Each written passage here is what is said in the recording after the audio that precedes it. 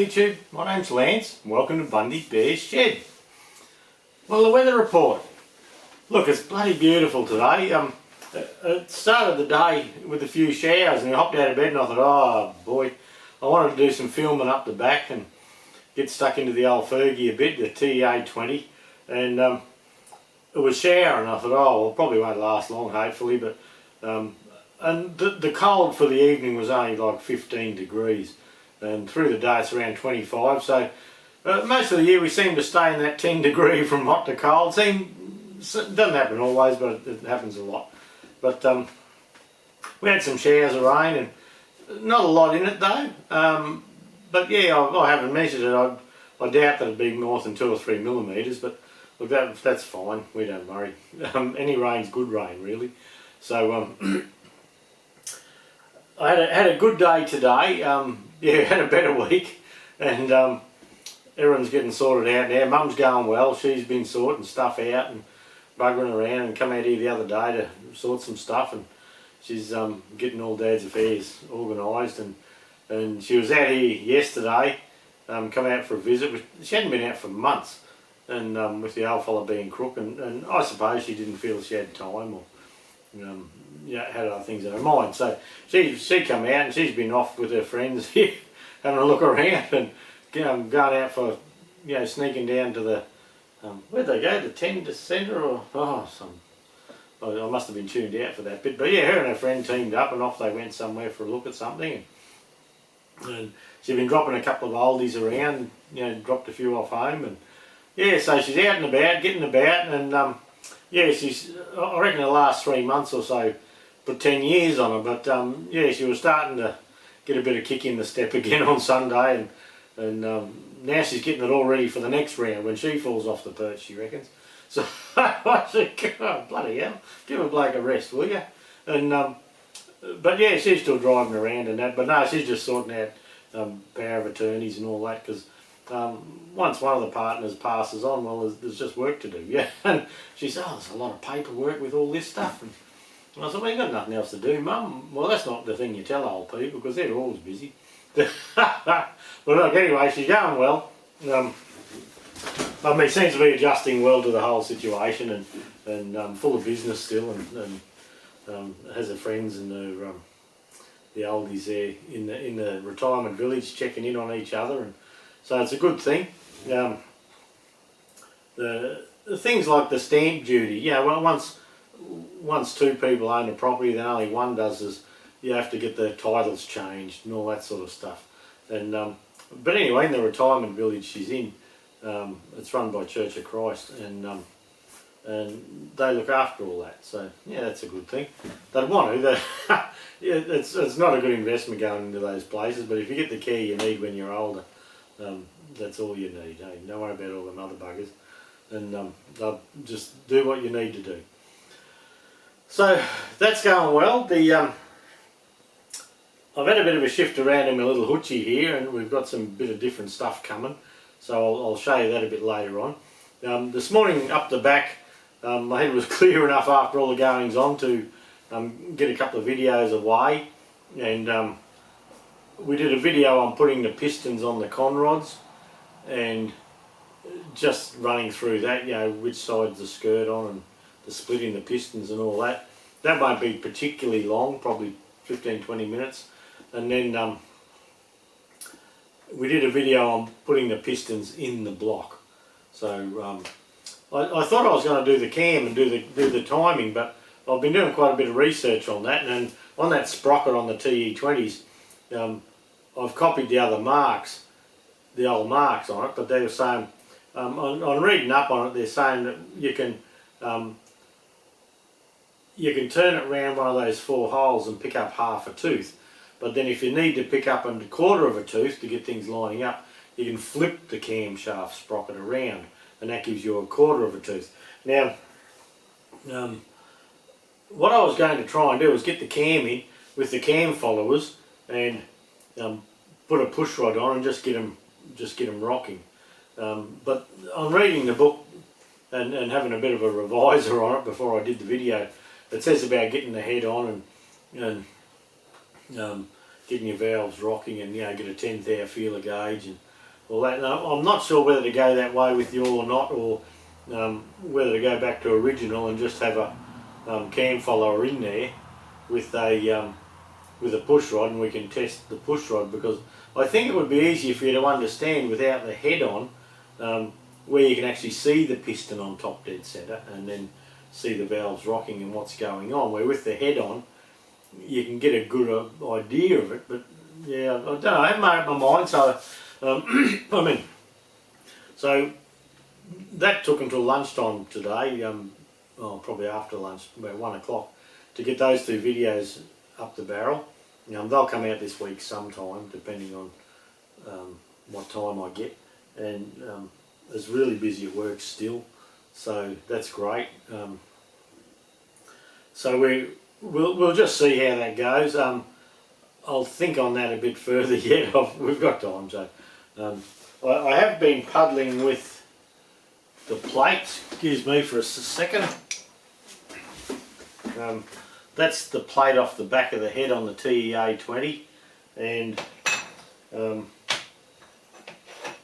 been looking for a standard one. I thought I had one up the back, and I scrummaged around today, I can't find one, so I've got a bit of steel marked out. So over this next week of an evening, if I'm okay, I'll try and mark one out and get a really good fit and work out which way we're going with that. Those plates, I'll see if I can find an original one and just try and copy the shape a bit more, but this one here, the bottom surface here is really good. That lines up perfectly. This here can be up a bit higher, and then the original was flat along the top and coming down, so we've got to try and get them close to that. Now that'll be this evening, or not this evening, evenings this week sometime, and now I've got everything else out of the way, we have a bit of time to fiddle and doodle and muck around, hopefully, and we'll see how we go. We've got another couple of projects on the go, and as you know, I've got a new lathe, me Hare and Forbes 960B, the Taiwanese one, and there's a few little things like it's good. I'm not complaining about it. I reckon it's a good lathe. It's still got plastic knobs. I've been wanting to do them. There's a Facebook page called Aussie Hobby Machinists, and there's a fella on there. He's put a plan out there. Bloody night time. It's about 7 o'clock at night, so I've got the door open here and all slicked up, ready for bed, nearly. And but there's a fella there, and he's put on in the files section. He's made a radius turner, for turning balls, and it works on a boring head, a 2-inch boring head, and he's made a parallel shaft with bearings on it. And I've been looking at that, and I don't want to do it exactly the same as his, but it's a good idea, and so we may look at that. But I don't want balls on the end of my lathe on the plastic knobs that I'd like to replace. I just like something a bit similar to what's on there. So, so we've got that job to do. I've got jobs coming out in my ears when I look at it, but I bought this little vise a while ago, and see that M on the front? It's a woodworker's vise. If anyone knows what brand that is, I haven't put any time into googling it yet. I'd like to. We're going to, I filmed a series of pulling it apart and having a talk about it this morning, and what we're going to do is, I'm not a woodworker's elbow, you know. If they ever made woodcraft welding rods, I'd probably be alright, but apart from that, I'm shit at woodwork. And my phone's binging in the background. And so what we're going to do with it is, just on the end of the bench, on the side of the workbench, so this is, I'll go the other way. So this is the side of the workbench, and your bench is here. Well, instead of wood in the woodworking vise, I'm going to put aluminium. And the reason I'm going that way is, I went to the markets with the missus. They want $15 for this little vise, and Jude and I were just talking about it, and I said, oh, $5, and I said $8, so I bought it for $8. And look, it's a nice little vise. I've freed it up. It's moving through it. I've showed you before, but I sandblasted it today and I got it all nice and free. But with the M on the front, I haven't looked at the brand yet, mate. I've got a feeling it's a popular brand, but me and wood, yeah, I usually burn wood. Burn wood, never feed. But we're going to machine these aluminium pieces. They're 3/8 aluminium bar, and it's nice and flush with the top of the bench, doesn't stick way up, so just for an extra set of hands it'll be great. But the reason I'm telling you about that today is this thread, and when you have a look at the head of that, it's pretty average.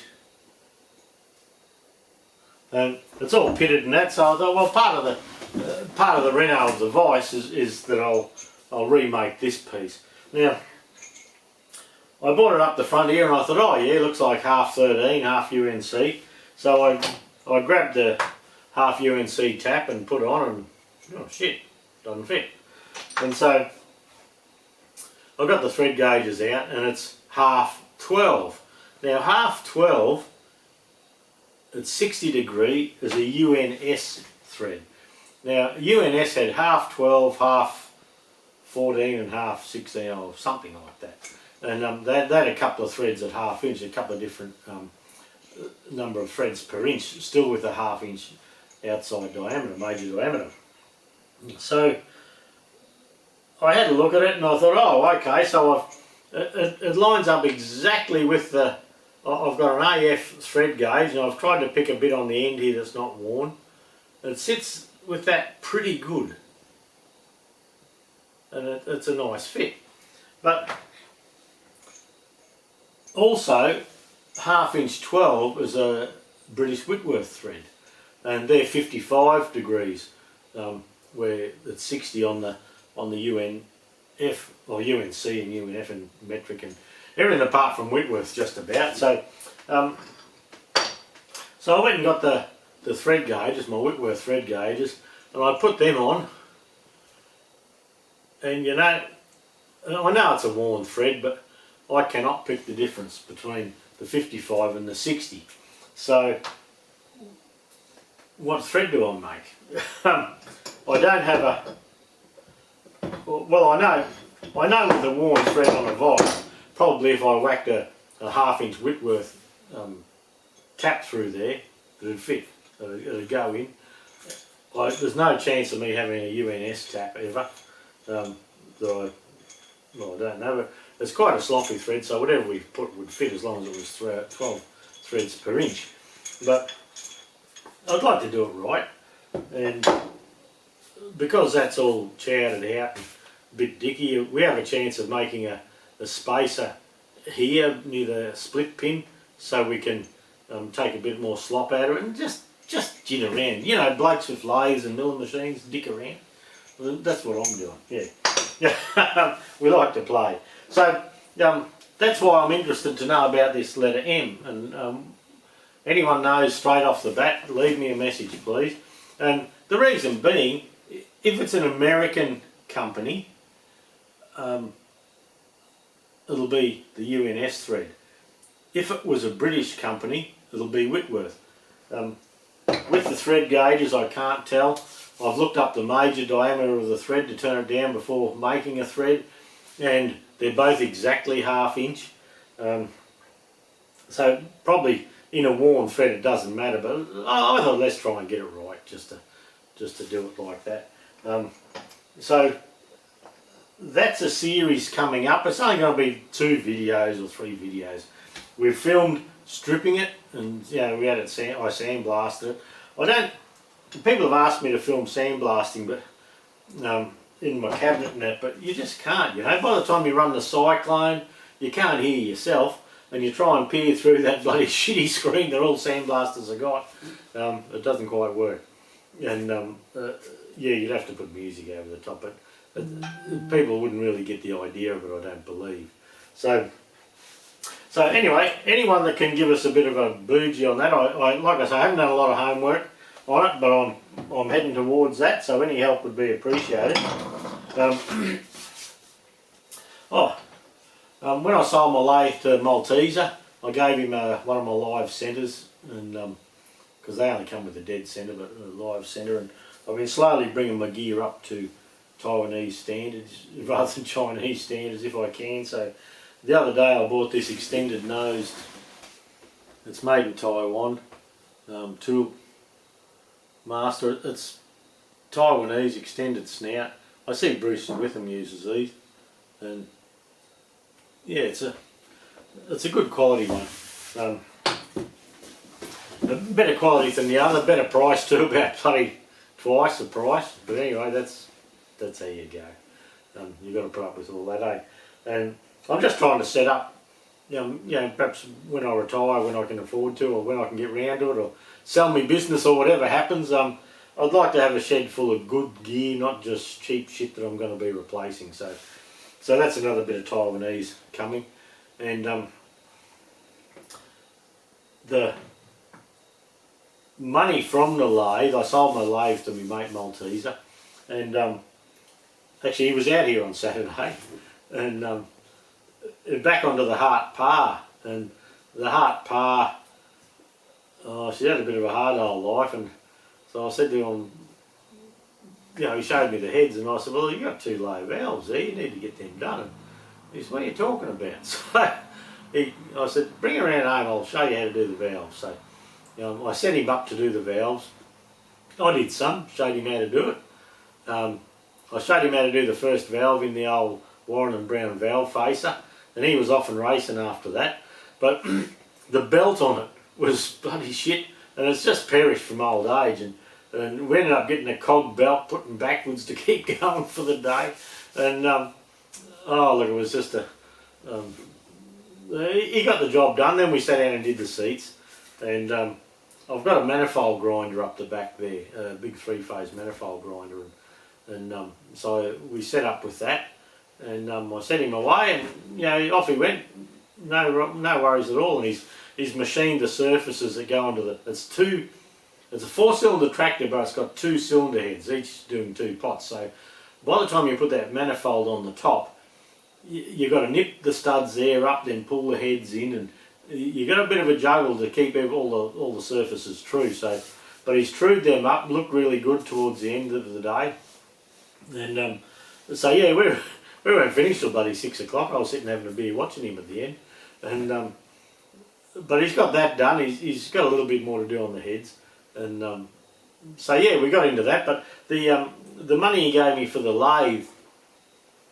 I said I'd sort of like to keep it out of my little hutchie here, and I am just using a spare desk from work as a bench in here. So so we've spent a few more bob in here. Might as well, eh? Yeah, you can't take it to the grave. And so yeah, we've ordered a bit of more tool storage and new benches and that for in here. So these big toolboxes here, these fellas, there's 3, I think it's a bit over 3 metres of them here. What's each one? 1, 2, 3, 4, 5,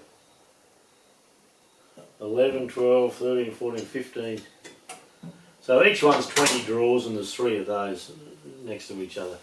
So 60 drawers, can't find a bloody thing. And so we're doing the same on this side. So we've bought a we've bought a stacker, a 27-inch stacker to go in the corner here, where my desk is. The desk's going. I think we can fit it at work now with the extra people. The bookshelves that I showed you last week that I said I was getting a bit pissed off with myself putting junk there, well, they're up here now, and I'll just do a bit of a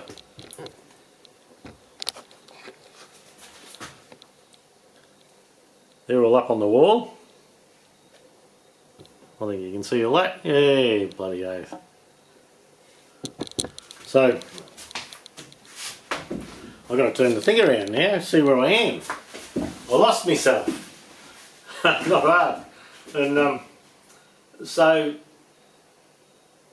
those, we've got them bolted through the wall, and quite a bit of load, but that is solid as now. And we're having this toolbox come up here, and then we're having two 20mm pieces of form ply acrosses the bench top, and then down this other end near the door there's a 42-inch toolbox. I can't remember how many drawers, and 42-inch toolbox, but we're not putting the stacker on top, and we're going to space it up even so we have a nice even bench. And we may lift the bench a bit so I'm up on stools, so I've got a stool here and a stool there instead of sitting down there in an office chair. I think that won't be too bad. We'll just have to see. We bought brackets the other day, and they're just Bunnings sprinkler brackets, you know, the round pipe flanges to screw through the roof here, so we can actually run a beam along here for filming down here better. Then at where we come into the door there, we've bought a HM8, I think it is. Anyway, it's a Taiwanese, it's a 200mm Taiwanese bench grinder, and we've bought the stand and all with it, and a little water pot that's never bloody got anything in it. and I bought that one because with our new vacuum here, it's got actual proper chutes that you can put into a cyclone. So I'm thinking of running a little cyclone, running the two down into one, and then when I want to do a bit of grinding I can just run the cord from the shop vac across to it and minimise the dust in here. So I've got that. And here in Forbes, look, I've been getting on well with them at the moment, and I bought a lot of bloody gear off them, and we're still looking at a mill. But anyway, I don't know. I've got the money there, but I just can't quite pull the trigger on that one yet. It doesn't feel right yet. I'm going to ask him to have a bit of a measure up on them for us, and what I'm having trouble with is the Taiwanese one, the smallest Taiwanese one that sort of Bruce suggested. It's about 12 grand, and I can't really justify half the things I do in here, let alone 12 grand. And so anyway, I don't know which one we'll go with that. We'll do more thinking before we go spending. And so with our toolboxes here, yeah, that'll come up here somewhere, and with all the drawers. At the moment when I work at the bench here, I want spanners. I've got to swing around and come over here all the time, so I should be able to have all my handy stuff here, and put the grinder down that end, and we'll have a big long bench here. Imagine the shit I'll put on that. And, but anyway, by having that there, I'm gonna. I've got a folder and all up the back, and a pan brake and that, and I can fold up a shield so I can do a bit of grinding. And I'm thinking behind the, making a wall, just a tin wall to shield, and I'll be able to get my 3D printer from up here and give it a proper space. So I was hoping they were going to be there today, but I'm tracking the boxes. It looks like they'll be here tomorrow. We also bought a heap of plastic pots to go in them. These sort of things, but you know, we've bought them 75 long and 75 wide, 150 long, and yeah, a whole selection of those. So just to try and keep tidy. I've also been in the shed of a night, and I've up the other end there. I'll take you up and show you. I've tried to tidy up some of my lathe tools, and I've finally got my carbide inserts sorted out. Well, I don't know how bloody long I've been doing that, but a long time. So so we're getting it all underway anyway, and perhaps the next couple of evenings I'll be in here sorting out. I had to shift my TV. Now I'll swing you around, and so the TV's up near the door there now. That's okay. It probably gets better reception for YouTube. So I can sit wherever I like. I can sit down there at the mill and the lathe and all that, and that's the TV comes in good. I can swing it around both ways, and you're not kinking your neck looking at it, so that's okay. While we're going, I'll try and do a bit of show and tell up here. Now that's where I've been sorting out my lathe tools, and that's just round bar for making bits and pieces on the tool grinder here. A bit of square. Now I bought a heap of carbide end mills ages ago, and I chopped the ends off them because they're bloody this long and they're just too flexible. So I cut them off, and so that's just bits of good stuff. Bits of square tool steel, and looks like a threading tool someone's made. I didn't make that, that was in something I bought. And just a few spare tools, and like a boring bar, between centre boring bar, and just tools I'm not using at the moment. Then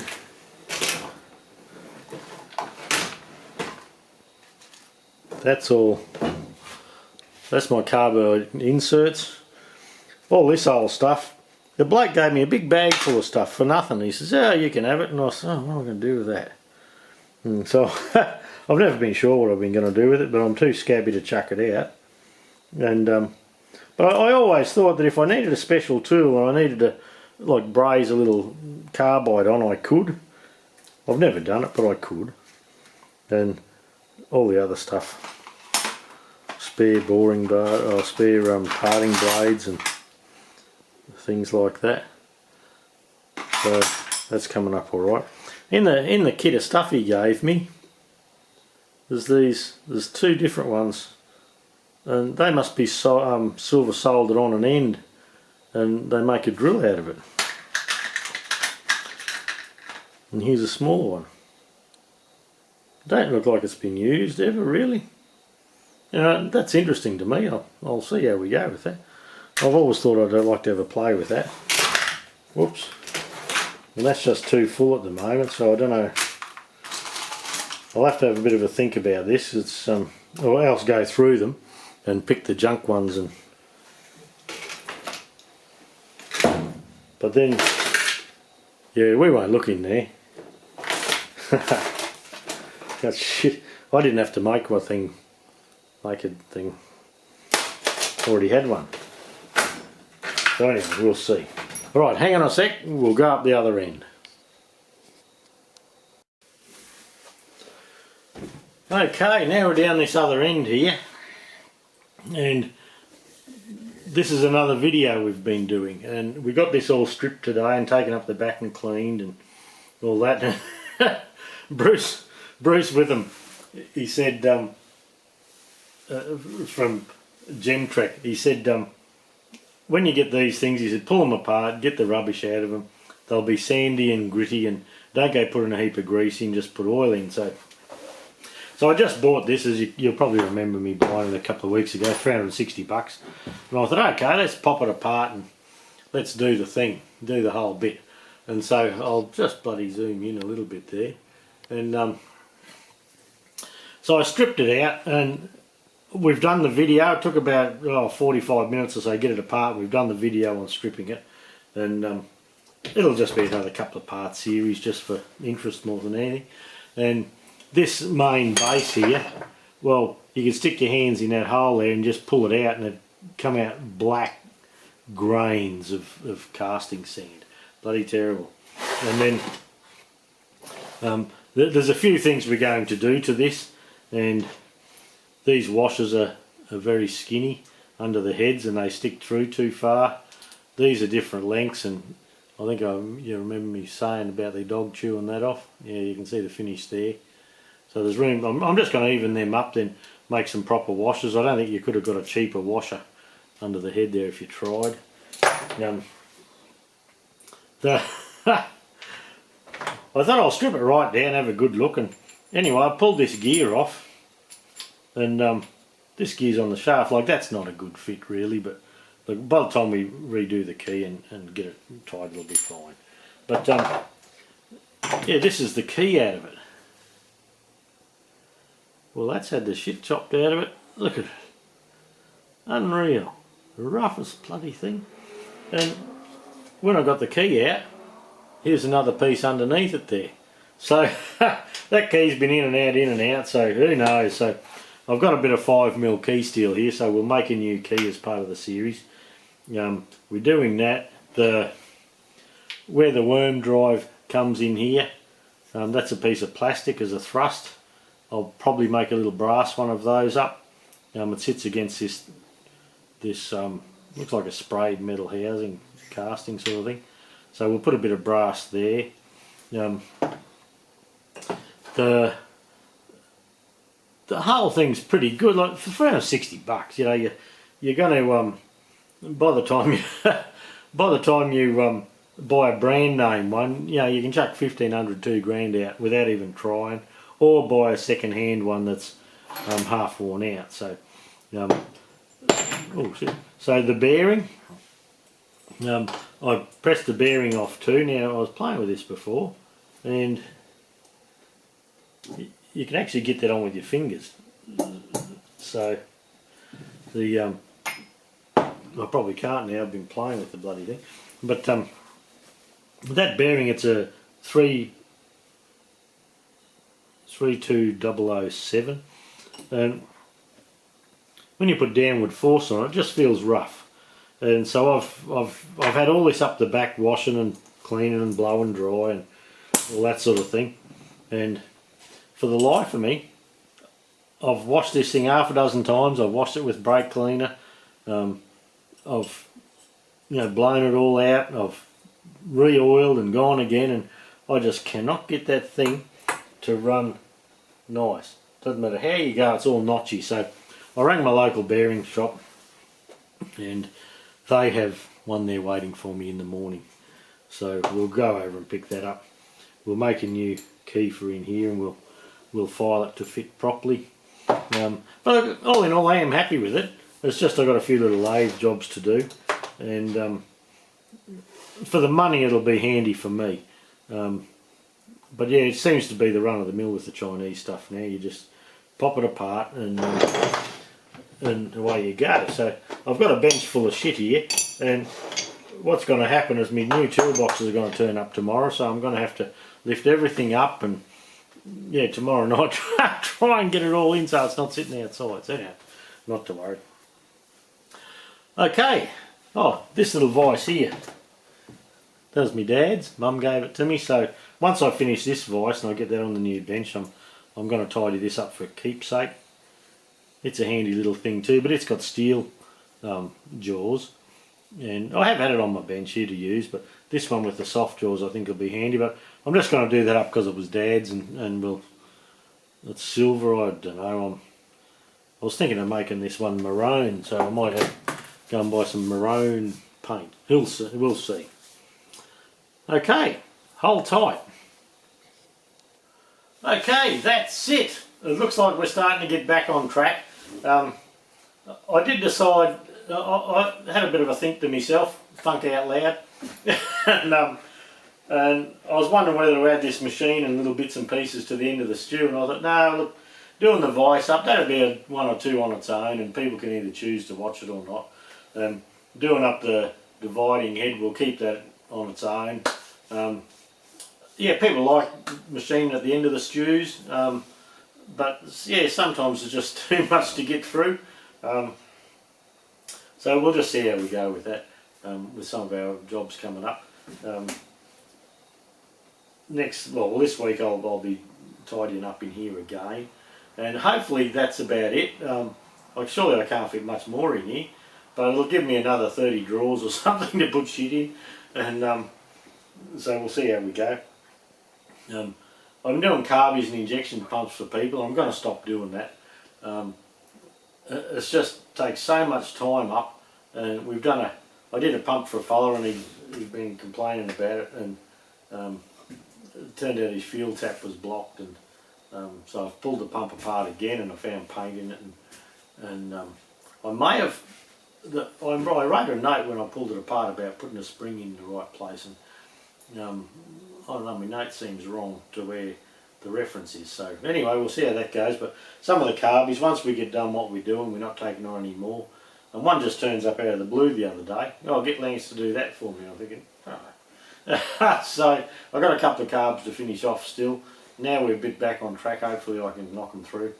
But yeah, we're going to probably pull up on doing that. I'm just not having the time.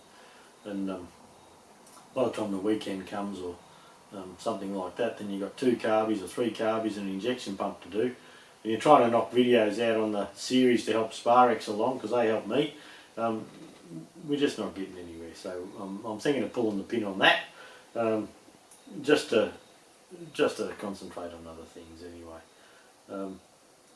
I'm pulling this dividing head apart.